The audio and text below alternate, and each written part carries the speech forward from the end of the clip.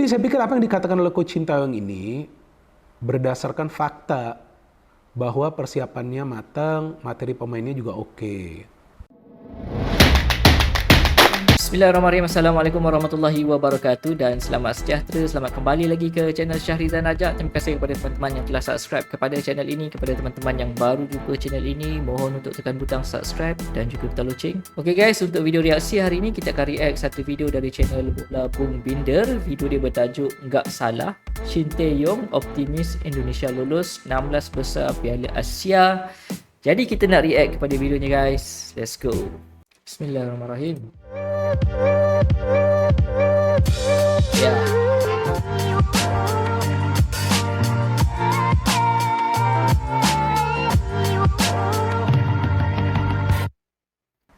Salam sepak bola, teman-teman netizen atau warganet yang saya hormati semuanya. Welcome back ke konten terbaru dari channel YouTube Triple B. Dan di konten terbaru hari ini saya ingin membahas tentang berita yang saya baca di website dari PSSI, yakni pssi.org, bahwa Coach Sintayong optimis timnas Indonesia akan lolos dari fase grup Piala Asia yang akan diselenggarakan di Qatar awal tahun depan.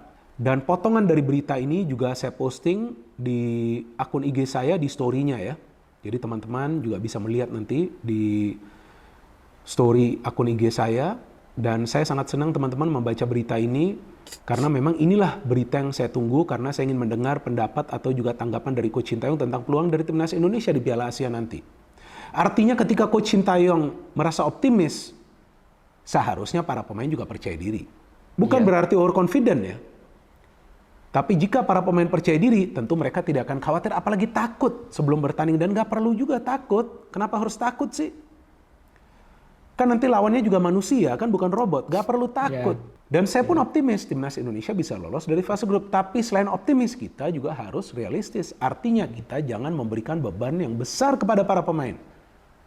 Kita boleh berharap timnas Indonesia lolos dari fase grup. Tapi kita juga jangan berharap secara berlebihan, kita juga jangan over expect.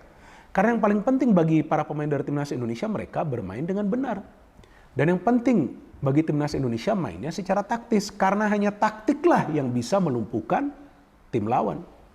Dan saya pikir wajar Coach Sintayong optimis karena seperti yang saya jelaskan di konten sebelumnya. Masa teman-teman lupa bahwa persiapannya ini matang. Ada 2 pekan lebih pemusatan latihan di Turki. Dan bukan cuma pemusatan latihan, jadi bukan cuma latihan saja. Tapi ada juga agenda uji coba 3 kali loh. Ini bukan main-main, ini bukan kaleng-kalengan persiapannya. Ini persiapan yang maksimal, ini bagus sekali masa persiapannya. 3 kali uji coba loh. 2 kali lawan Libya. Libya juga bukan merupakan tim yang lemah. 1 kali lawan Iran yang juga merupakan favorit untuk menjadi juara dari Piala Asia. Wow, ini sudah bagus ini masa persiapannya, tapi kembali lagi kepada para pemain. Harus fokus selama menjalani TC, harus betul-betul serius memahami taktik dari Coach Sintayong dan harus bisa menyatu di atas lapangan. Artinya harus mengenal karakter permainan dari rekan-rekan yang lain. Supaya nanti ketika di atas lapangan mereka sudah paham peran dan tanggung jawabnya. Ketika para pemain sudah paham tentang peran dan tanggung jawabnya, ya tentu jumlah kesalahan akan berkurang. Kalau bisa, jangan ada kesalahan sama sekali. Buat apa sih mau membuat kesalahan? Tapi kan ya memang kesalahan itu kan tidak disengaja. Tapi jangan sampai ada kesalahan dong.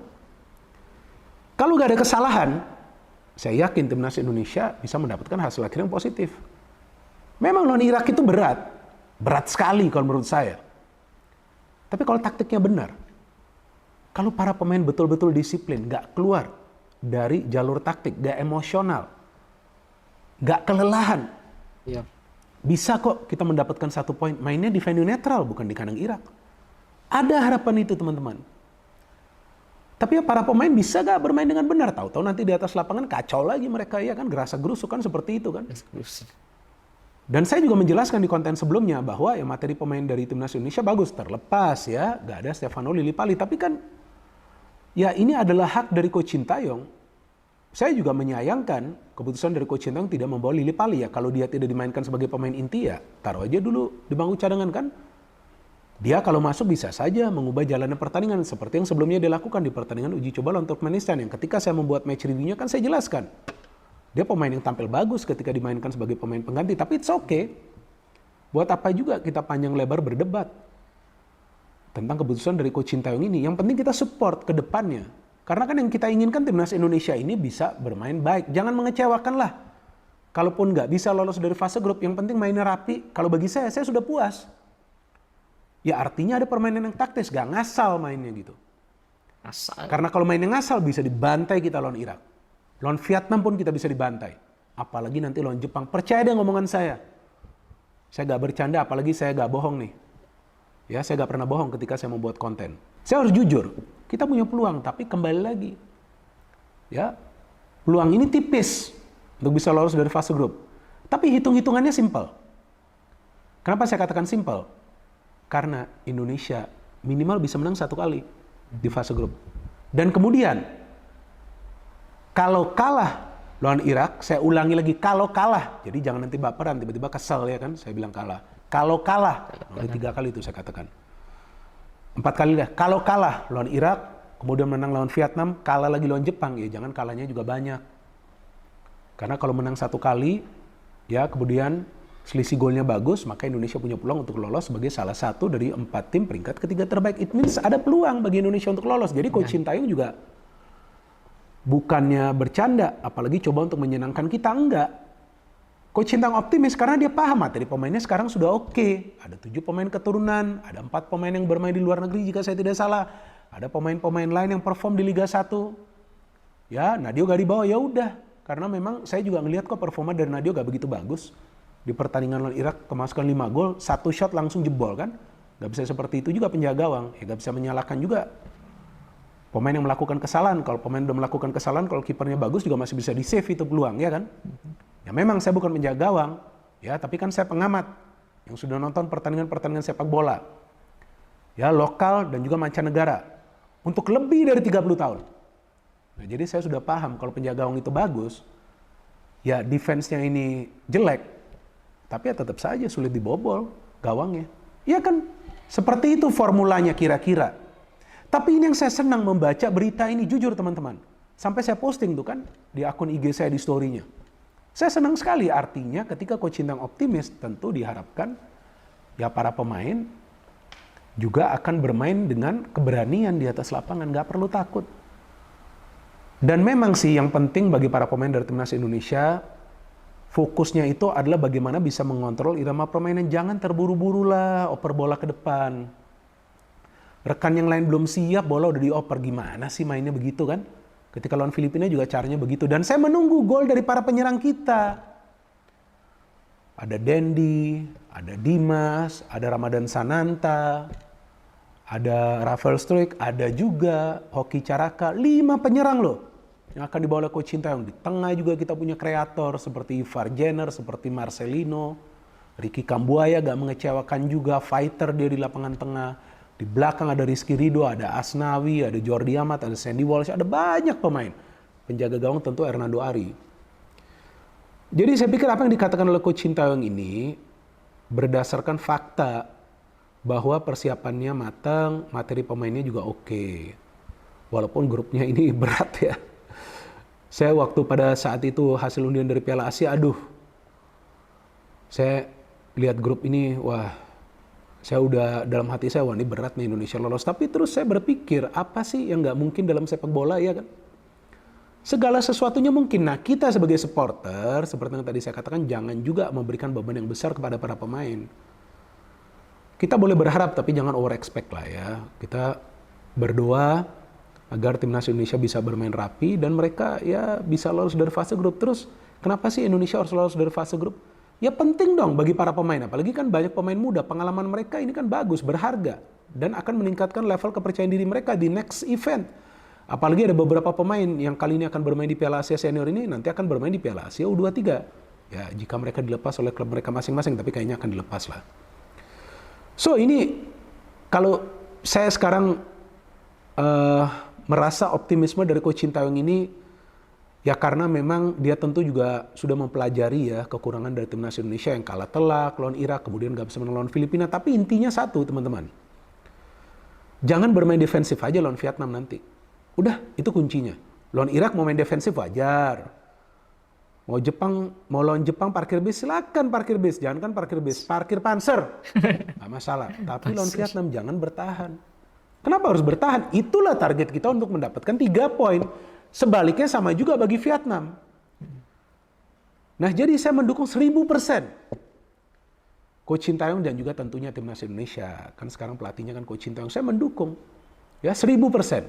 Tapi jika nanti ada sesuatu yang kita ngelihat tidak logis, apalagi saya ngelihat tidak logis, ya tentu saya akan kritik juga. Tapi kritikan saya ini kan berdasarkan fakta, bukan berdasarkan sentimen. Apalagi berdasarkan kebencian, nggak bisa seperti itu. Ini yang main ini timnas Indonesia. Saudara-saudara kita sebangsa setanah air teman-teman. Coach Sintayong coba untuk memberikan yang terbaik bagi timnas Indonesia. Terus apa salahnya kita mendukung? Tapi ya kalau memang ada sesuatu yang kita lihat tidak wajar, ya seperti yang tadi saya katakan, ya nggak ada salahnya juga kita kritik. Tapi jangan menghina sampai menghujat, nggak bisa seperti itu. Apalagi banyak dari teman-teman yang sudah bikin tagar STY out pas kalah lawan Irak, nggak bisa seperti itu. Ya walaupun memang juga kenapa terlalu banyak pemain defensif, karena dengan bermain terlalu defensif itu juga yang memberikan ruang dan waktu bagi para pemain Irak. Artinya nanti kalau mau main lawan Irak boleh defensif tapi jangan bertahan total. Lawan Jepang wajar lah. Jepang levelnya udah paling tinggi di antara tim-tim lain yang berada di fase grup ini kan. Dan kalau di fase grup ini kan sebetulnya di grup D ini kan sebetulnya Indonesia underdog. Ya bagus juga biar gak ada beban bagi para pemain. So itu dia teman-teman. Inilah berita yang positif bagi saya dan saya harapkan juga teman-teman akan menanggapinya dengan positif. Jadi memang Coach Sintayong ketika merasa optimis, tentu kita juga berharap timnas Indonesia akan bermain secara rapi.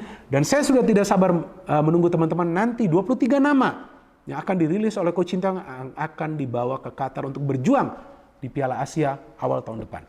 No hate, no politics, only football. Salam sepak bola.